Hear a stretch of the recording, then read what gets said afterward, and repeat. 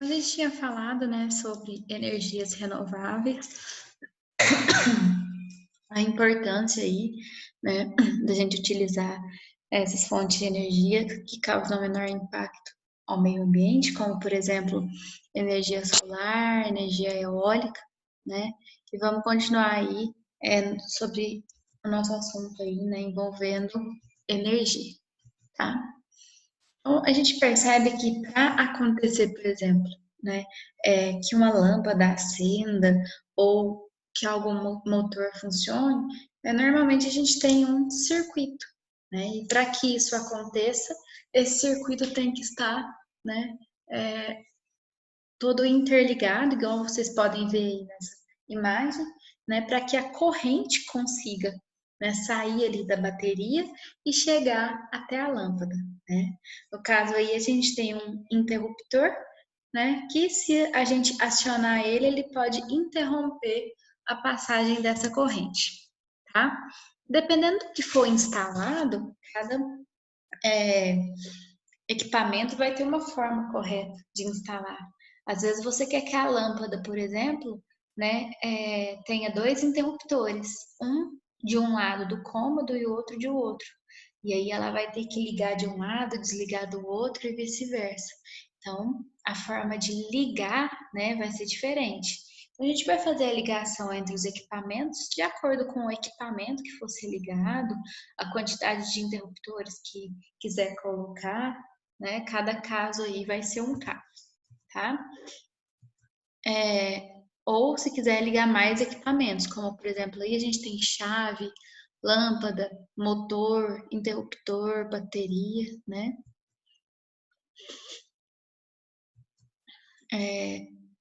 A mesma coisa acontece numa casa, né? A gente vai ligar ali por meio de um eletroduto, né? Os fios, para que funcione todos os equipamentos ali corretamente. Para que isso aconteça da melhor forma possível, a gente vai representar por meio de circuitos, né? A gente vai fazer circuitos com várias finalidades, por exemplo, acender lâmpada, limitar a corrente de algum equipamento, alimentar a instalação da casa, né? Então a gente vai fazer um planejamento elétrico, né, dessa casa para a gente escolher os circuitos e a quantidade de lâmpadas, quantidade de tomadas, qual vai ser a demanda, né, de energia, certo? Que vai ser utilizada aí, né, no nosso projeto. E a gente vai utilizar os fios, né, que são condutores. Por dentro dele tem, né, material que vai conduzir energia e por fora vai ter uma capinha isolante, né, que vai proteger aí, né, o ambiente. Nesse exemplo aí, dá para ver a instalação elétrica de uma pequena casa, e vocês vão perceber que os equipamentos vão ser desenhados, né, de acordo com as normas, de forma que facilite a identificação. O que está desenhado aí, né?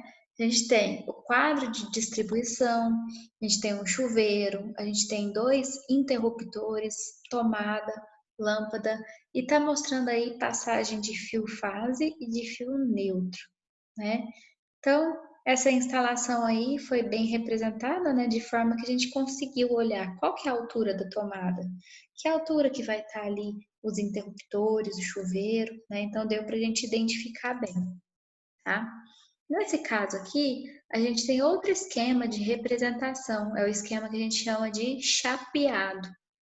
É como se fosse uma planta baixa ali elétrica, né?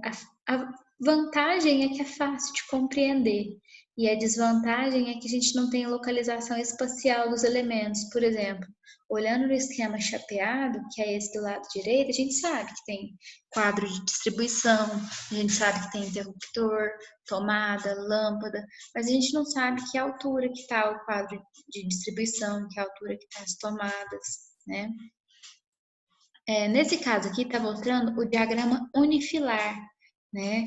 Seguindo aí pelo diagrama unifilar, a gente consegue ver quais são as ligações e como que foi feito, né? Esse diagrama é bastante utilizado, tá? Em seguida, vocês podem observar uma planta elétrica, numa planta baixa, né, onde dá para ver ali janelas e 2 cômodos, e duas portas, né? Foi feita também uma planta elétrica. E aí tudo representado de acordo com as normas. Como que representa ali o quadro de distribuição? É uma caixinha preta, né? Já a lâmpada, né?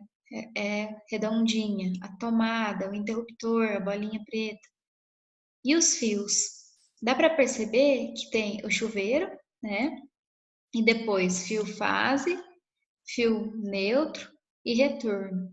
Seguindo aqui do quadro de distribuição, onde eu estou passando o mouse, dá para ver que tem, né, fio fase, fio neutro, né, depois outro fase e outro neutro, né? E a gente vai puxando os fios aí, né, e percorrendo aí pelo eletroduto até fazer todo o esquema, tá?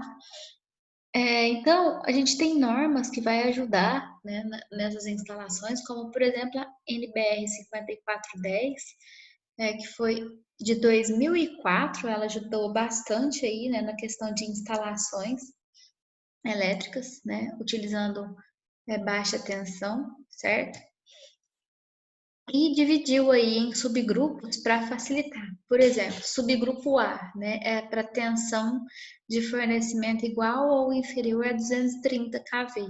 Né? Grupo A2, de 88 a 138, e assim por diante. E dividiu também em residencial, rural, iluminação pública, né, para ficar mais fácil aí as classificações, tá? Por meio dessa NBR também é possível uma contribuição aí no sentido de dimensionar a carga. Qual que vai ser a potência para a lâmpada? Tomada de uso geral, tomada de uso específico, né? Então ela fez uma continha bem simples para a carga de iluminação mínima, né? Qual que é o mínimo de iluminação que vai ter num cômodo? De acordo com a NBR 5410, um cômodo aí que tiver uma área inferior ou igual a 6 metros quadrados, a gente vai ter que atribuir pelo menos 100 VA, né? Volt ampere. Já se passar aí de 6 metros quadrados, a cada 4 metros que passar, a gente vai acrescentar mais 60 VA. Então, é 100 para os primeiros 6 metros quadrados e depois, sempre que passar 4, a gente vai acrescentando mais 60 volt ampere, tá? Nesse exemplo aqui, a gente pode ver, por exemplo,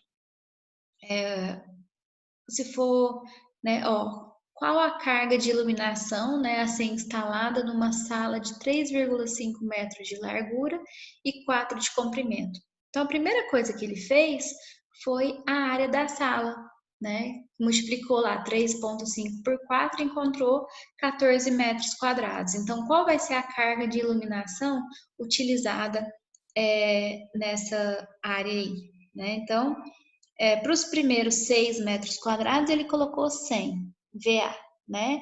Aí depois sobrou mais 8. Então, 8 vai ser 60 mais 60. Né? E assim foi fazendo aí, né, a carga de iluminação de acordo com o que a gente tinha falado no slide anterior. Até 6 metros quadrados, 100 VA.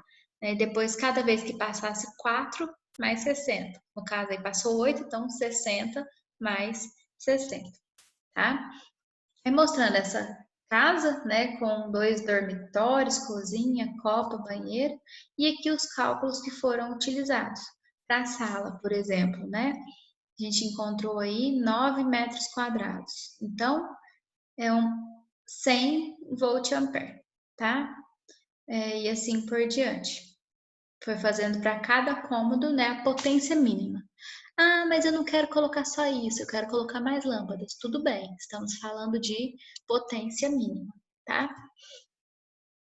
A mesma coisa que foi feita para a quantidade de lâmpada, fizeram também para a quantidade de tomadas nessa mesma NBR 5410 de 2004. Então, foi estabelecido o seguinte: para cômodos, né, com dependência igual ou inferior a 6 metros quadrados, tinha que ter no mínimo um ponto de tomada. Já Se fosse, por exemplo, sala, dormitório, né, independente da área, o que ia acontecer? No mínimo um ponto de tomada para cada 5 metros, né, de perímetro. Então, agora a gente não está mais falando de área, a gente está falando de perímetro. Vocês lembram qual que é a diferença entre área e perímetro?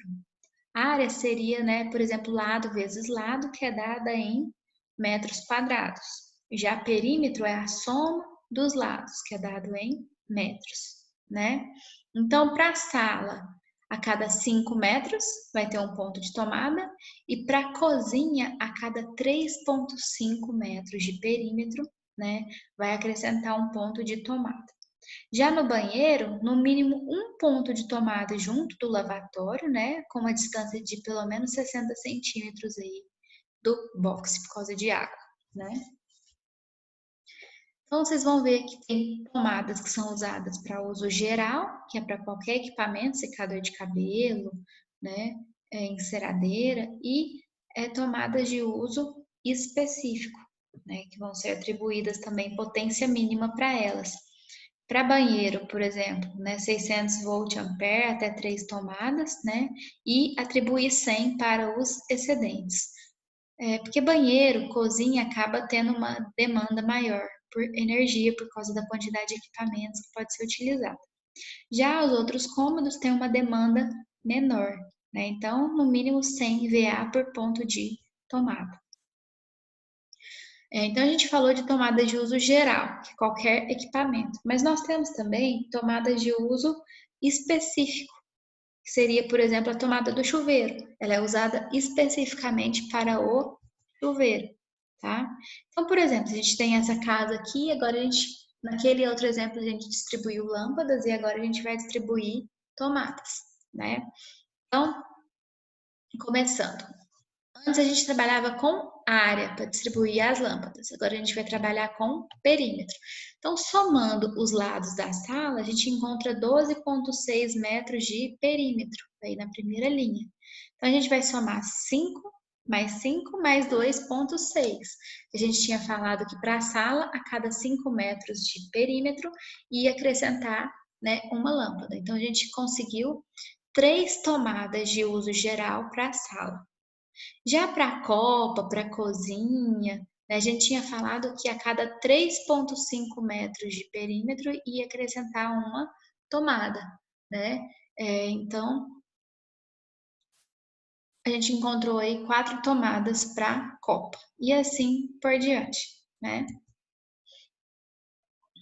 E para cada uma dessas tomadas, a gente vai também fazer uma previsão de carga. Por exemplo, se a tomada é de uso específico para o chuveiro, e se o chuveiro precisa ali de 5.600 watts, então aquela vai ser a demanda daquela tomada, né? E para as outras a gente faz uma previsão.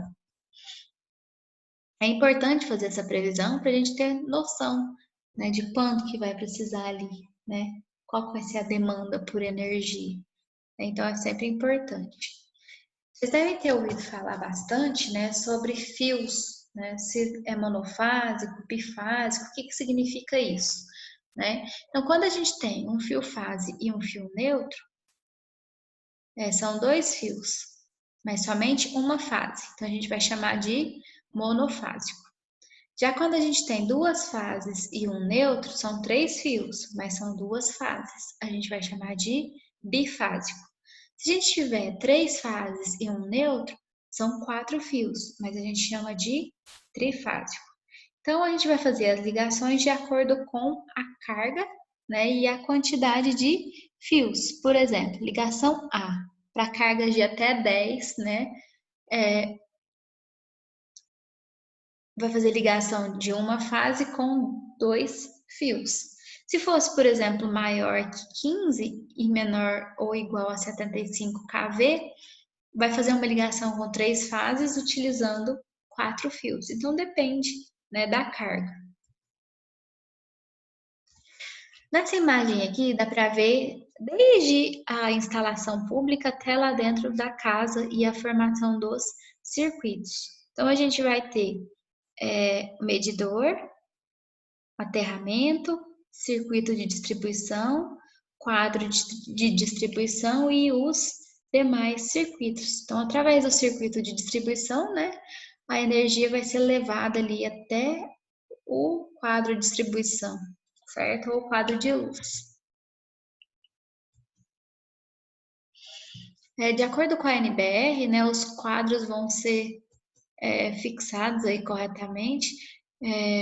E, por exemplo, quando a gente fala aí, né, do quadro de distribuição, a gente tem que colocar ele no lugar de fácil acesso, porque imagina, você coloca ele atrás de um armário. Quando você precisar ter acesso ao quadro de distribuição por uma questão de segurança, por exemplo, de emergência, até se tirar o armário da frente vai dar muito trabalho.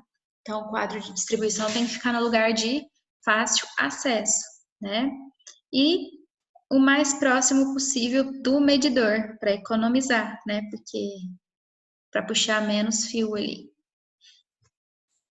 Dependendo da força ali, né, da corrente, a energia pode trazer danos à saúde. Por exemplo, até 9 MA, né, ampere e miliampere, não vai produzir alterações de consequências graves. De 9 a 20, contrações musculares. De 20 a 100, já vai ter até fibrilação ventricular, né, no coração aí. Acima de 100, pode ter queimaduras, né, e se for aumentando, o indivíduo pode chegar à morte, tá? E aí esse gráfico aqui vai relacionar tempo com corrente. Quanto de corrente, por quanto tempo e quais efeitos podem causar. Então vai da zona 1, que é a mais fraquinha, que nenhum efeito perceptível. Depois passa para a zona 2, que é essa mais clarinha aí no desenho, né? Que pode ter efeitos fisiológicos não danosos. Depois a zona 3, efeitos notáveis, parada cardíaca, parada respiratória, contrações musculares. E zona 4, vai ter efeitos graves, irreversíveis e pode chegar até a morte. Tá? Existem alguns dispositivos, como por exemplo os disjuntores, né, que são bastante utilizados aí, monopolar, bipolar, tripolar, utilizado nas instalações. A gente desencapa o fio, coloca ali nessas entradas, né, e aperta com um parafuso para fazer as ligações, né. Eles devem ser ligados aí aos condutores fase neutro, né. E aí a gente vai formando os circuitos e utilizando dispositivos de proteção, tá? Nós temos vários exemplos de circuitos, por exemplo, né, esse daqui com tomadas, lâmpadas, né, utilizando fase, neutro, né, e partindo aí do quadro de distribuição. Do quadro de distribuição a gente vai puxando aí esses circuitos, né? Circuito de iluminação, né, também. Iluminação externa, com neutro, né, retorno.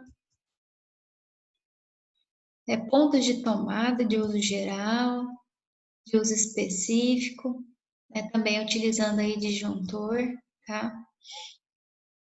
E aí, né, a gente tem então a divisão da instalação elétrica, né? Então, ó, além desses critérios, o projetista considera também dificuldades referentes à execução da instalação.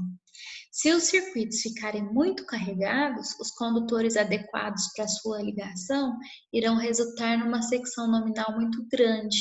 Então, não pode deixar o circuito muito carregado. A instalação dos condutores nos eletrodutos e as ligações terminais aí. E aí a gente vai ter simbologias para desenhar essa parte elétrica. Por exemplo, o quadro de distribuição, eu já falei, né, que é aquele retângulozinho preto.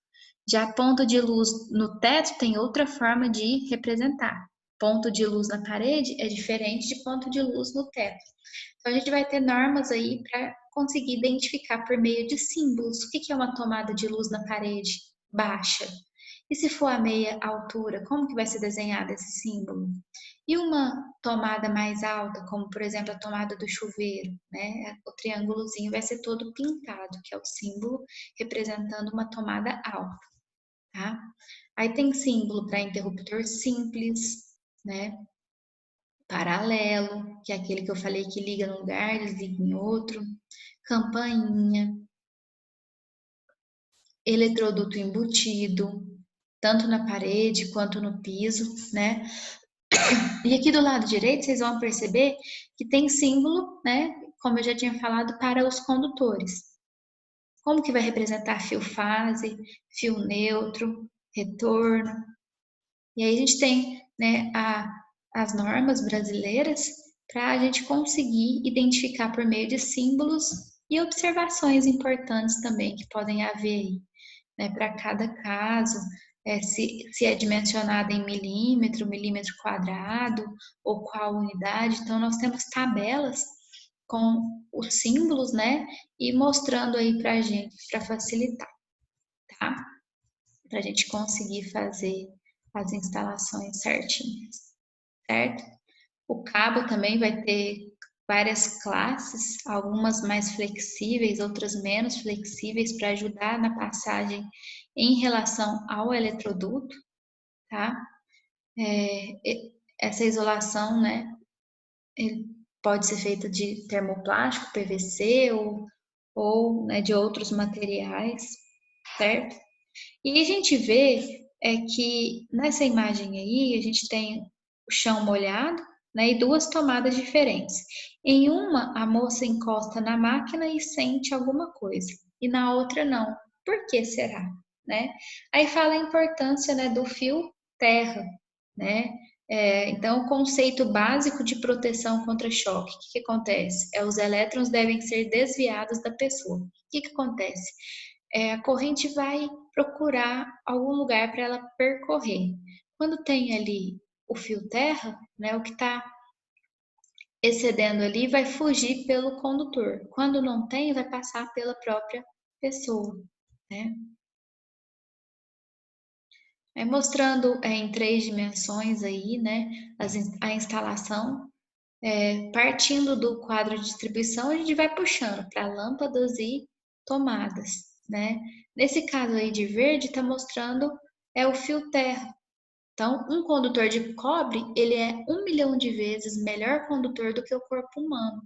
Então, fica evidente que se oferecermos aos elétrons 2 caminhos para eles circularem, sendo um o corpo e o outro o condutor, né? A enorme maioria vai preferir circular pelo condutor. Por quê?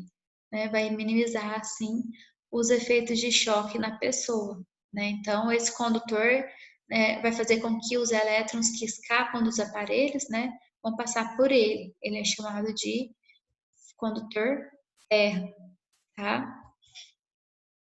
E aí a gente tem, né, algumas tabelinhas mostrando quantidade, potência, né, para fazer a somatória aí e fazer um bom projeto, tá? Para fazer um bom projeto precisa de planejamento, né, desenhar aí, dividir os circuitos, tudo certinho, para evitar de acontecer erros. E aqui algumas informações importantes, ó. Para o planejamento do caminho que o eletroduto irá percorrer, faz-se necessário locar primeiramente o quadro de distribuição em um lugar de fácil acesso, né, e que fique o mais próximo possível do medidor. Então, a localização do quadro de distribuição a gente já tinha falado anteriormente, né? Depois, partir com o eletroduto do quadro de distribuição, traçando seu caminho de forma a encurtar as distâncias. Pois a letra C, utilizar a simbologia gráfica para representar na planta residencial o caminhamento do eletroduto, né? Fazer uma legenda de simbologia empregada, ligar os interruptores e tomadas ao ponto de luz de cada cômodo, tá? Então aí tá um exemplo, né, com legenda e depois vai fazendo as ligações, né, de maneira a fazer corretamente aí um projeto. Fica mais ramificadinho. Então, esquema aí de ligação, né, utilizado em residências, tá?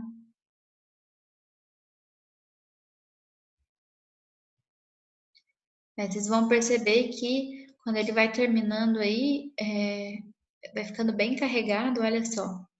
Aqui mostra, né, tomadas, interruptores, fio fase, neutro, retorno, quadro de distribuição e a divisão aí por meio de circuitos, né, de uma planta elétrica, tá? Que deve ser bem elaborada. E aí a gente vai escolher os equipamentos, desde os mais antigos até os mais modernos, com controle remoto, né, que podem ser utilizados aí atualmente. Tá? Espero que vocês tenham gostado da nossa aulinha.